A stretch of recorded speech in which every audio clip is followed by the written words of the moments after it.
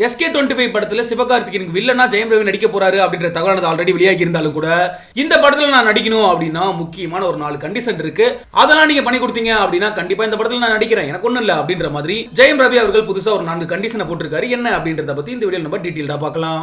SK என்று அழைக்கப்படக்கூடிய சிவகார்த்திகேயனோட படத்துல செகண்ட் ஹீரோவா ஜெயம் ரவி நடிக்க இருக்காரு. இதை எப்படி எடுத்துக்கிறது அப்படிங்கிறது சினிமா ரசிகர்கள் கொஞ்சம் குழப்பமா தான் இருக்கு. என்ன காரணம் அப்படின்னா சிவகார்த்திகேயன் அவர்கள் பயங்கரமா வளர்ந்திருக்காரு அப்படின்னே சொல்லலாம்.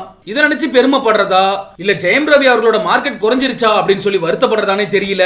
சுதா கொங்குரா இயக்கத்துல புறநானூறு படத்துல சிவகார்த்திகேயன் நடிக்க இருக்காரு அப்படின்ற தகவலானது வெளியானது. அந்த படத்துல தான் செகண்ட் ஹீரோவா ஜெயம் ரவி நடிக்க இருக்காரு அப்படின்ற தகவலானது வெளியாகி இருக்கு.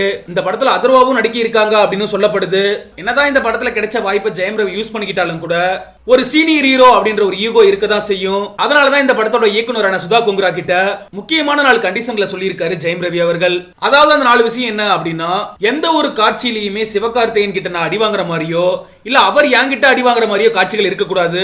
எந்த அளவுக்கு சம்பளம் கேட்கறனோ அந்த சம்பளத்தை கொடுக்கணும். படத்தோட ப்ரமோஷன் நிகழ்ச்சிகள் நடக்கும்போது எந்த அளவுக்கு எஸ்கேவுக்கு முக்கியத்துவம் கொடுக்குறீங்களோ அதே அளவுக்கு முக்கியத்துவம் எனக்கும் கொடுக்கணும் அப்படின்னு சொல்லி ஜெயம் ரவி அவர்கள் உறுதியா சொல்லியிருக்காராம்.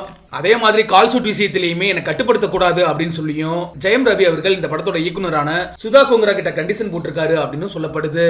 கடந்த அக்டோபர் 31ஆம் தேதி தீபாவளி பண்டிகையை முன்னிட்டு சிவகார்த்திகேயன் நடிப்புல அமரன் திரைப்படமும் ஜெயம் ரவியோட நடிப்புல பிரதர் திரைப்படமும் வெளியாகி இருந்துச்சு. இந்த ரேஸ்ல சிவகார்த்திகேயனோட அமரன் திரைப்படமானது மிகப்பெரிய உச்சம் தட்டு பிரம்மாண்ட வெற்றியை பதிவு பண்ணுது. அதே மாதிரி ஜெயம் ரவியோட பிரதர் திரைப்படமானது தோல்வி படமா மாறி இருந்தது அப்படிங்கிறது குறிப்பிடத்தக்க விஷயம். சரி, ஓகே, நீங்க நம்மளோட கமெண்ட் செக்ஷன்ல பதிவு பண்ணுங்க. SK25 படத்துல சிவகார்த்திகேயனுக்கு வில்லனா ஜெயம் ரவி நடிச்சா எப்படி இருக்கும் அப்படின்ற உங்களோட கருத்துக்களை.